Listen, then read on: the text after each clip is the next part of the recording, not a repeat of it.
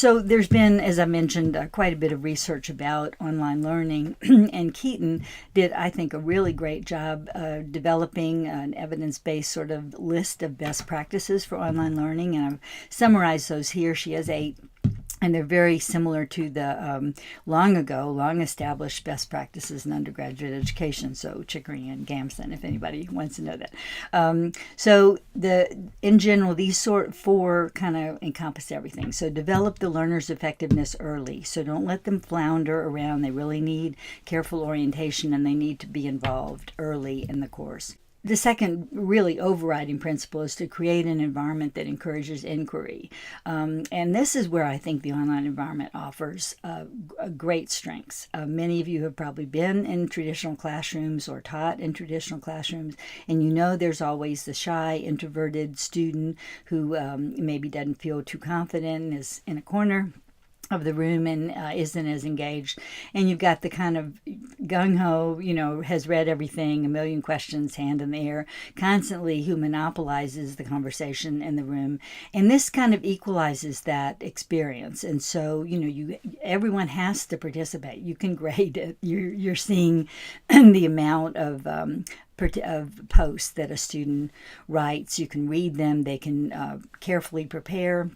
I've had a couple of students who've said that they really carefully prepare their post, read over it, look at it kind of like writing a short paper, do it in Word, which is a really good practice, and then post it so that they're really sure that what they're saying, they don't try to do it just off the cuff and, without thinking it through. And of course, mostly we require a reference, that kind of thing. So creating that environment, I think, is maybe a little easier to do online, or I have found it to be so. You want to clearly state the goals for learning and the path for achieving them. Again, the syllabus and the assignments can be carefully constructed, need to be carefully constructed, clearly stated, and the student is very clear on the path that they need to take to achieve and to be successful in the course. And then prompt and constructive feedback. Again, you're not seeing them face to face, or if you are, you're not seeing them every week or at an interval in a class. So it's very important that we provide feedback, and students, we'll talk a little bit more about this, students feel very strongly about getting prompt feedback. So they don't like feeling that they have to wait overly long, and certainly not when another assignment is due and they've not received feedback on the previous one. There are many sources of best practices. We're going to allude 2 or 3 times to Quality Matters, which is a national organization, really a quality improvement tool for online courses. They have a very prescripted kind of structure for a course and the kind of things that should be included in a course design. We have very much adopted that at UNC, so I think every course that you look at, it's helpful to students, especially as they're learning the online environment, to have things look the same. You can tailor your course, you can add in bells and whistles, you can have a little different banner, whatever, but it's helpful if the menu for the course looks similar course to course, and the student doesn't have to, learn another way of presenting the material.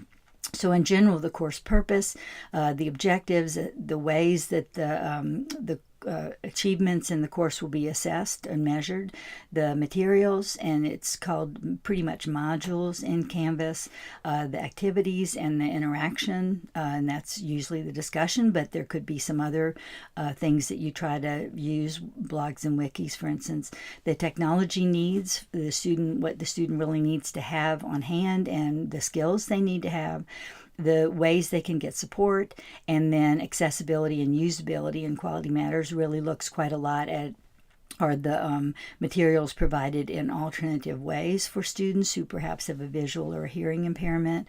Are there alternative things that they could go to get the course content so that we can have things more universally accessible, which I think is really a strong.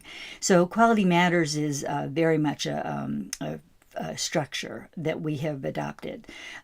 Also, of course, there's lots of research in online learning. We try to keep up with that. I've presented some of that to you, but it's changing constantly and in technology use. And then there are national organizations that have guidelines. And so one of those that I think is particularly applicable is the International Society for Technology and Education, ISTE. They have great things. They have standards for teachers, standards for students. They have a wonderful national conference and that kind of thing. So, those are certainly guidelines we can also pay attention to.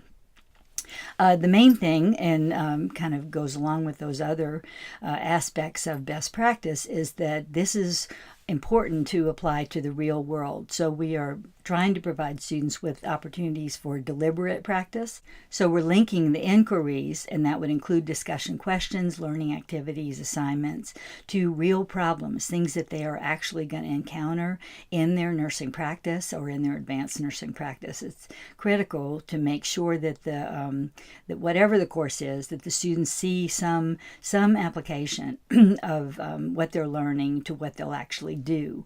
Now, some theory courses, for instance, or patho or pharm, it might be that you're much more interested in developing and delivering a certain amount of content and the basics of pathophysiology, whatever. So maybe you're not constantly applying, but you want in general for students to see why they're learning this information, and you want to design assignments to be applied to a practical area. And then at the same time, you'd like to promote active and critical reflection. I think reflection is also a little bit easier to do online because you can have a reflection assignment. You can have students reflect on the discussion, lots of different things. But you want to also encourage divergent thinking. I've been a nurse for a while, and I have to say that in general, I think nurses have not encouraged divergent thinking. It's kind of by the book, and we know what works, and we've got traditions and all that kind of thing. But the nurse of the future, and many of you, the nurse of the present, needs to be a critical thinker, needs to think out of the box, needs to look at other ways of doing things. And that's an important thing that you can do, I think, in the online environment, just as you can do in the classroom. We want to provide an optimal balance of flexibility and structure. So structure of the course, as I said, so students can navigate and know what's expected and know how to post a discussion point or assignment, but flexibility in that they can think it through differently. They can maybe discuss differently. Perhaps you can even give them choices in their assignments as long as they still meet the course objectives. So I think online really provides all of those things, and perhaps to some extent more than the classroom. Factors that increase online students' success and satisfaction. Of course, this has been researched a fair amount, and I've listed a couple of these references for you. I'm going to put all the ones that I've put red, highlighted.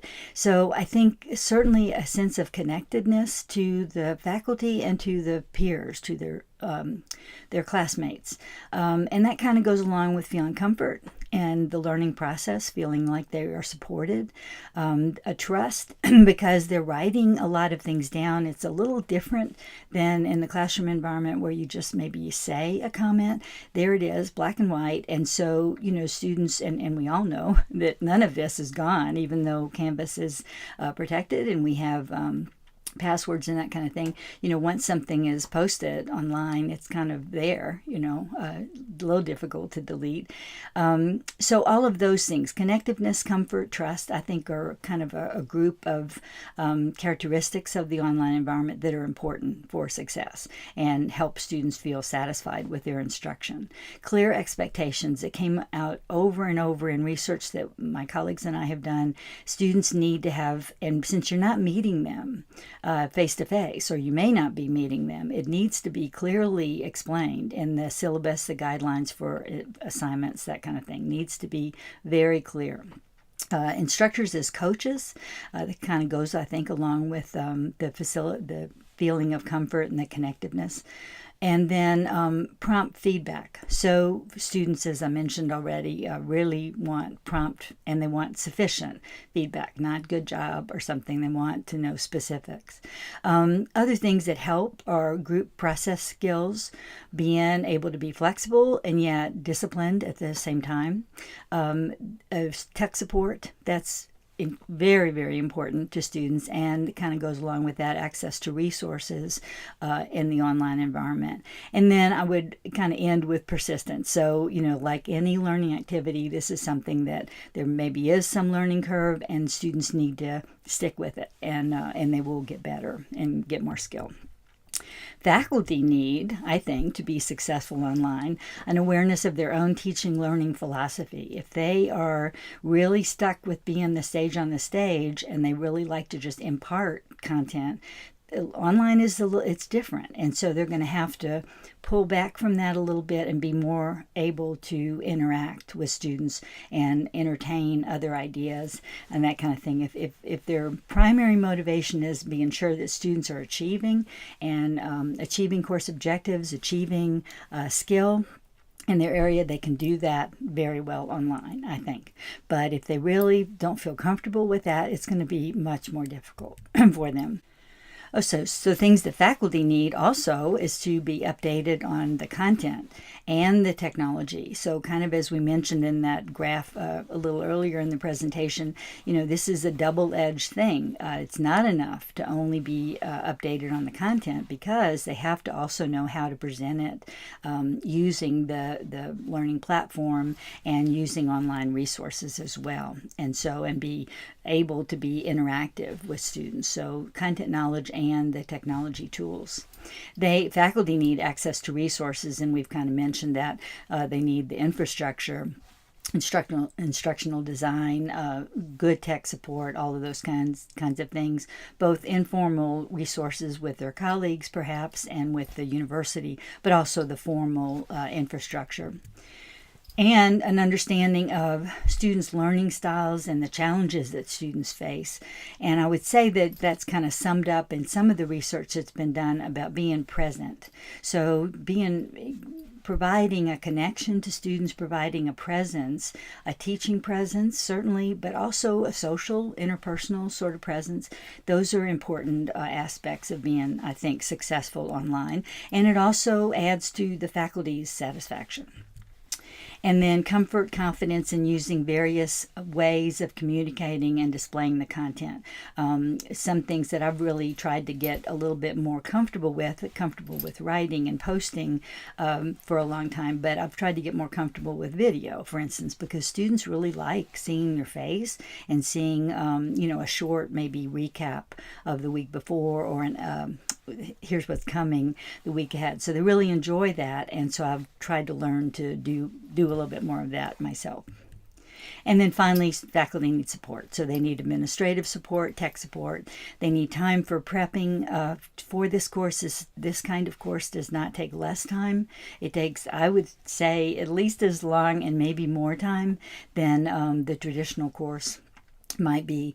And then of course compensation. So many colleges have realized that they need to allow some preparation time and some release time for faculty to develop online courses. Once they're developed, perhaps it's not as much of an issue, but it still takes more time, I think, to be responsive and interactive with students. Some of the ways that we have found to enhance the student-instructor connection, personalized YouTube videos. My colleague has really taught me a lot about that and used those so successfully that I have really tried to incorporate that as well, kind of a weekly personalized video. And one of the ways to do that is YouTube. There are various ways to do that in Canvas, so if you want to explore that, we can do that. Scheduling phone conferences, that's really helpful. I've also scheduled virtual office hours, so either of those two or a combination is helpful to students, but they like having a scheduled conference that they actually talk with you. And so, at least one phone conference, and you can arrange times together, is very helpful and increases this connected feeling. Inform the students of the best way to reach you and how and what your availability is. So that last one, post announcement, is you have changes, you're out of the country, for instance, or something. But if you don't want to receive a call or an email on the weekend, that's okay. Students want to, as long as you tell them that. If you don't tell them that, in general, most students feel that you're available 24/7. So they'll text and email and all those kind of things.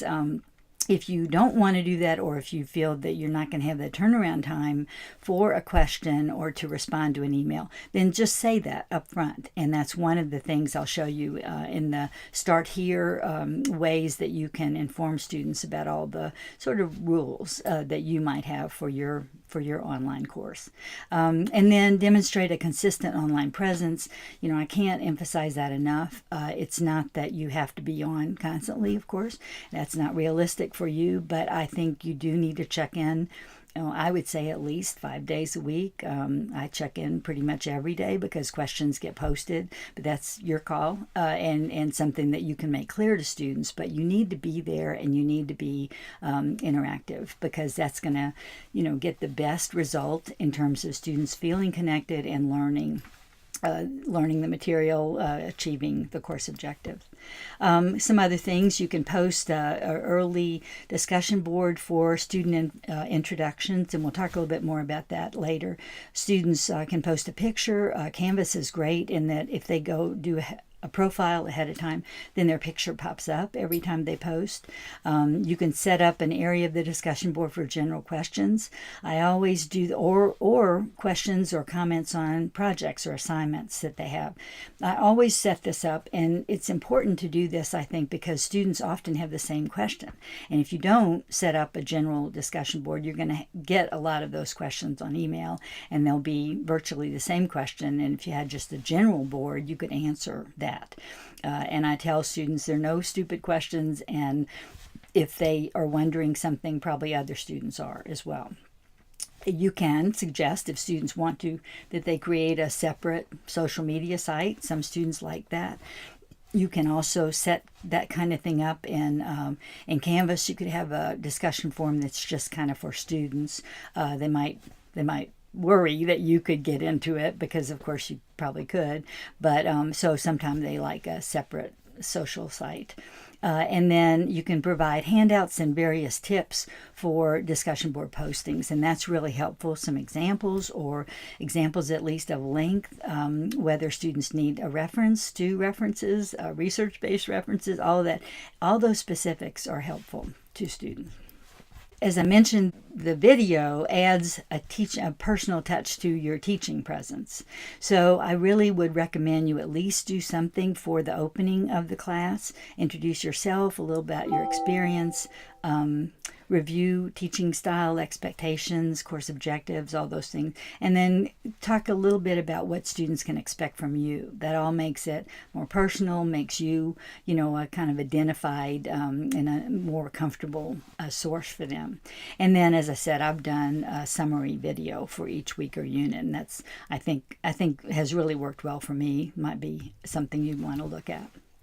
Group projects are something that happens a lot in online learning. Certainly we do those in traditional classrooms as well. In general, I would say students don't always have the most positive perception of group work.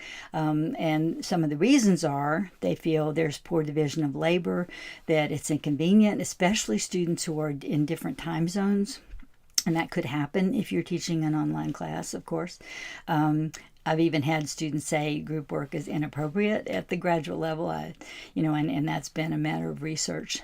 Differences in the goals of the group, interpersonal conflicts, stress and anxiety, and limiting learning. So these are all things that have been noted in research. And I, to some extent, you might encounter students who have some of these ideas. It's, I think, important to use group work. One way you can use group work is for a pass-failed assignment. If it's a graded assignment, I just make it clear that everyone will get the same grade unless I have some reason. I have a group work evaluation form, for instance, that I use, and if I get an indication someone has really not participated, then that's something to consider, but otherwise the group would get the same grade. You want, in general, to have the assignment require some critical thinking, discussion.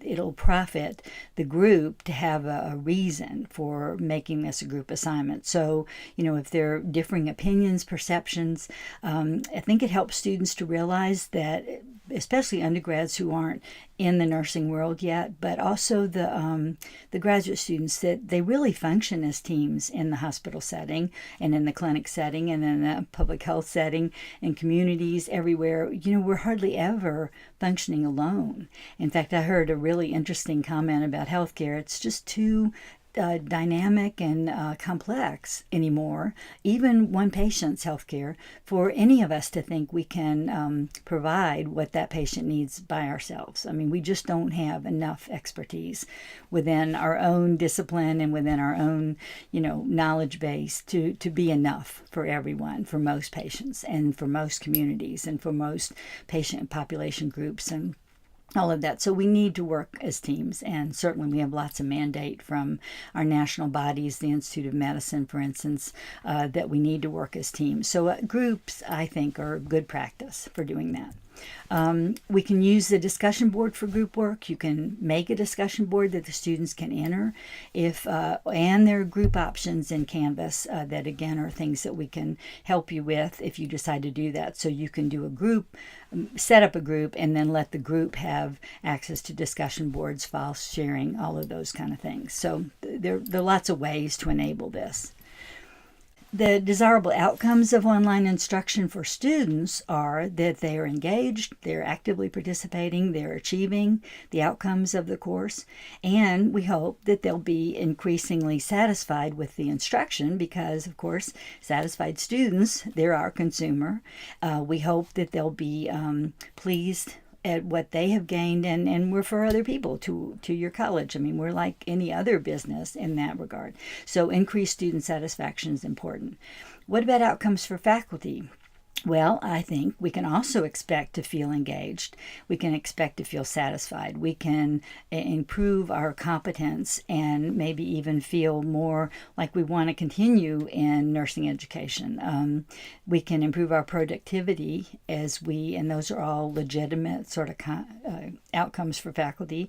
At the institutional level, I think they see long range that there probably are some ways we can manage cost. We can certainly reduce the classroom needs. If we have more online, we don't have to provide as much space in a university setting. And some universities are finding that is an incentive for moving things online, as long as they provide the correct support, I think, for the faculty. So just a thing to think about, true, false. So teacher outcomes regarding teaching, learning are as important to consider as student outcomes. And I would say that's absolutely true. If we don't consider teacher outcomes, we have frustrated,